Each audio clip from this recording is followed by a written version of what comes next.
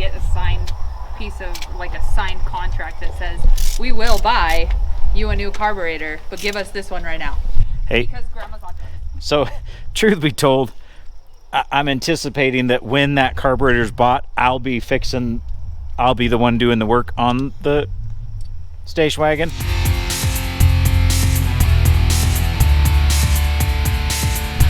All right, so what's on the docket today? We have got my buddy Steve's Durango that we're storing in the shop. A little bit of work. We're gonna look at that on the side. Hopefully gonna get the brake split on the Chevelle. And then we've got a recovery project. We're gonna go pick up a tractor with a broken frame and evaluate that. One of my buddies needs us to go haul that for him. So we're gonna be equipment haulers today. That's the other thing we're doing. So we'll take you along and show you what we're doing. All right, so Tim's gonna jack up the trailer right here, and then we're gonna try and get it set so that this thing will wanna roll off the back all on its own. That's the plan. We'll see if it works and see if we can dump her in the shop without hitting anything. All right, well, we've got the adjustable proportion valve done. It's in, no leaks. Tim and I bled it out, and I think we're ready to go. I haven't turned this at all. I really don't know anything about proportion valves, so we'll figure it out. But it's got a dial right here on the top, and so it tells us increase, decrease, like it gives us all of the different features right here of what we want to do with it. And so we will we're gonna take it for a drive and see if we've got our brake balance right, the proportioning of that correct. And so actually I think I might have to clean up the shop just a little bit to get this thing out, but we'll do that real quick and take this thing out and take you along for the ride and show you what we got. All right, pulling the Chevelle out. Here we go. Crank it.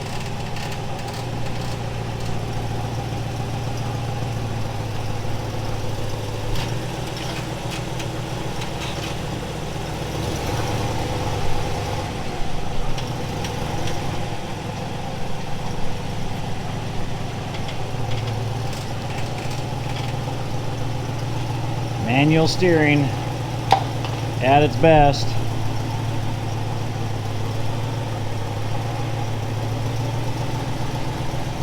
Think you got it, brother?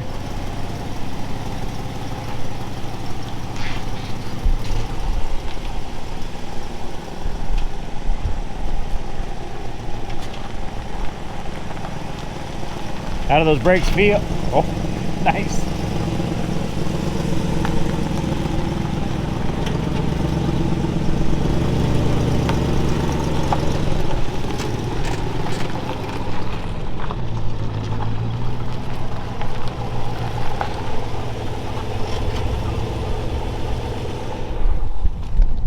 All right, we're gonna jump in, take her for a test drive, and see how she runs. What the hell? That's why it's running rough. We got gas dumping everywhere, dude. Like fuel is dumping everywhere.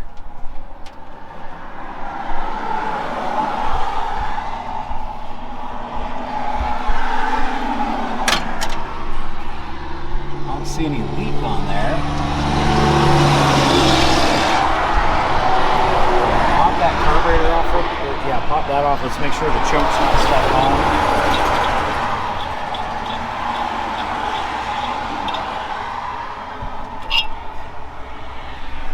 It's just... I don't see it wet in there. Go fire it up real quick so I'll just watch it and see where it's.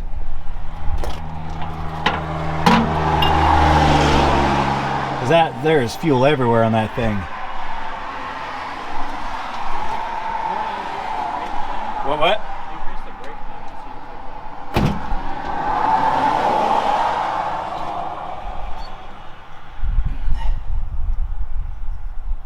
Okay.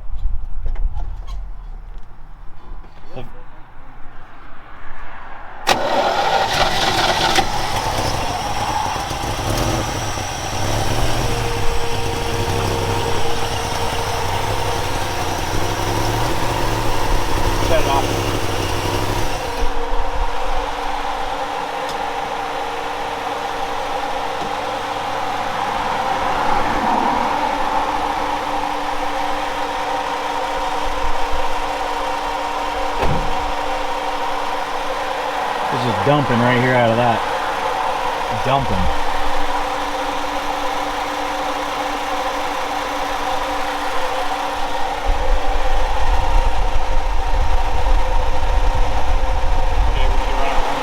Yep, just throw the air cleaner back on it.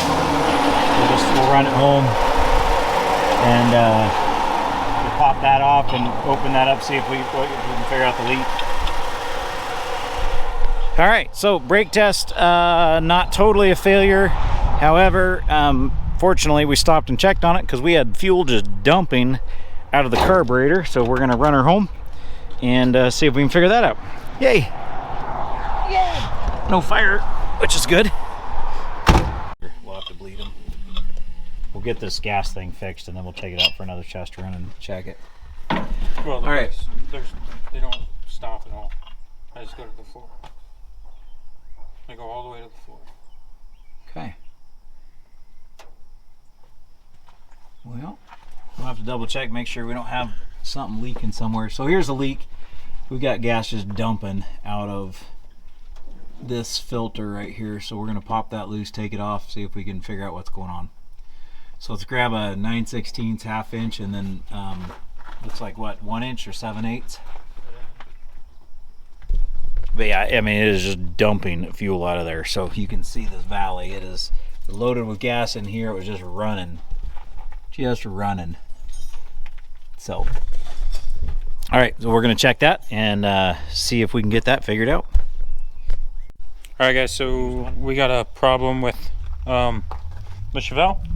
Somehow, in just driving it, this right here on the carburetor, that stripped out. So I mean, I don't know how that happens, but so this carburetor is no good anymore. So we gotta figure out how to get another one. And yeah, so we'll get another one and then we'll put that one on and see what it does. So, all right, so the day's going great. As Tim just told you, we have a stripped out front filter, inlet filter for the carburetor, but my mom and dad, they actually bought a 4-barrel carburetor for the 56 Ford station wagon that you just saw last week on the video with the windshield, and but they're not ready to put that in yet. So I called them, said, hey, can we have your carburetor for now, because we need a 4-barrel, and they're not ready to put it on, and they said yes. So we're gonna pull this one off. Tim and I are gonna jump in the truck and run over and check on it over at their house, and we'll see if it's a fit, and hopefully it'll just bolt right on, and then we'll be down to just having to figure out why the brakes are a little soft. Yay! Probably get a signed piece of, like a signed contract that says, we will buy you a new carburetor, but give us this one right now. Hey, because grandma's on it. So truth be told, I'm anticipating that when that carburetor's bought, I'll be the one doing the work on the station wagon. No offense, Dad, no offense, Mom, but my guess is that you're going to really enjoy that car just the way it is for quite a long time, and it'll be all right. But either way, if you want it next week, we'll get it next week for you. Thanks for the help, though. Oh, you already got that loose. no, What? That's weird. didn't touch it. Well, It has anti-seize on it. everything in this car has anti-seize on it. Oh, we need a small one for this too. Oh, it's got a vacuum line right there, so we can deal with that. Yes, your father, or my father-in-law, your papa, was a big fan of anti-seize. Everything got it. And again, they live back in Wisconsin, so in Pennsylvania, everything back there rusted. Terrible. Yeah. So, Where's the rolling chair? okay, that's the, it's around the corner by the 66. Man, that thing is heavy. Yeah, we'll have to clean that up. I'm not 100% sure, but we'll have to see if the adapter plate's going to work on that. Okay. Throw that in the truck and we'll see what we can get from over there. That bolt came out, eh? And we need anti-seize on that one. Okay. All right, let's grab and go. What time is it? We got to check our time because we got to make sure. 1 o'clock. Oh, we got plenty of time. Let's go make the run. We'll be right back. Just want you to see That's the stereo we put in this for Sally for her Mother's Day present. Looks like the old one, but it's digital. I don't know if you can see that in the background. There's digital back there. And so finally have a stereo and it's working. It's so awesome. Oh, hold on. I have got something else to go grab real quick. All right, we are having a day. We have got Buddy Pete's tractors here. We have a carburetor for the Chevelle, but we have not got it put on. We're running out of time. We got to run some errands in town, and I'm going to pick up a lawnmower in the morning. Be a 4-hour drive because we have a blown motor on our lawnmower and our grass is growing, so we got to get that taken care of. So hopefully tomorrow when we pick things back up, we'll get the carburetor on the Chevelle, figure out the rest of the brakes, get a lawnmower brought up here. Who knows how far we'll get on that, but that's the plan. And so we're all done for today. Gonna call it a night. Hopefully we'll see you in the morning. Hey everybody, not morning, it's actually afternoon. Tim and I ended up making a run, a couple-hour run this morning down to Troy, Idaho, where we picked up an old John Deere that we're hoping will have the parts that we need for our lawnmower. So we made that run this morning, and we're just getting back up here now, and we're gonna jump in here and get started on the Chevelle again today. As we were talking about it yesterday, we replaced the the proportion valve with an adjustable proportioning valve down here, and as we were out driving, the carburetor started dumping fuel everywhere. And so we're in the process. We found my mom and dad had a carburetor. We grabbed one from them, and now we're going to go ahead and install it. I'm going to turn the camera and show you what we're doing. All right, so we're back out here on the Chevelle. I've got the 4-barrel intake plugged up, so we're not getting any junk down there. We're going to polish up the top of that surface. Tim is working on prepping the Edelbrock that we're going to put in here, and we'll have to make a couple of adjustments. We had an adapter to the steel line to run a rubber fuel hose to it. We got to figure out which vacuum ports are going where, all that fun stuff, and then we just got to plumb in the power to the choke. And I think everything else will just bolt right on, and we can test it, see if it runs. And then we'll get back to figuring out why the brakes are bleeding off just a little bit. I think I found a small leak on the master cylinder, and so we're gonna tighten all that up and hopefully get them bled up for the last time and get them running. So that's a plan, and we're gonna move from there. Hey Tim, one of the things that's not gonna work on this is this air cleaner. That's awesome. We're gonna have to go figure out an air cleaner, but we'll get it. All right, we've got pretty much everything in. We've got the throttle hooked up. The lines are on, fuel's connected, electronic choke's connected. One of the vacuum lines we have connected. So the only thing that's left is we need a couple of plugs. We need a short line of vacuum hose for the distributor. Or for the vacuum advance, and we need an air cleaner because the air cleaner we have on there, it's too small for the old 4-barrel. So Tim and Kendall are going to run down and get a couple of parts. I'm going to clean up from the project here, and when they get back, we're going to slam this thing together.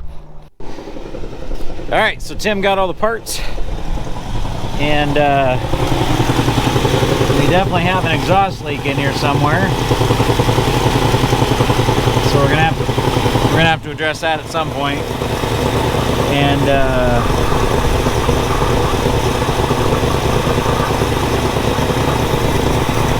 man, she's running good though. Sounds really good. Except for the exhaust leak. Yeah, except for that, if we can get that exhaust leak fixed, that's gonna be really healthy. All right, let's take her for a quick spin real quick. We'll see how she does. All right, it's not perfect. No, it's a Chevy.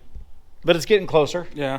The carburetor's close. We got to get it tuned up or adjusted just a little bit more. Air cleaner. There's an exhaust leak that we got to mess with. And I think just another bleed on the brakes. And we'll be ready to drive this thing. We had a leak.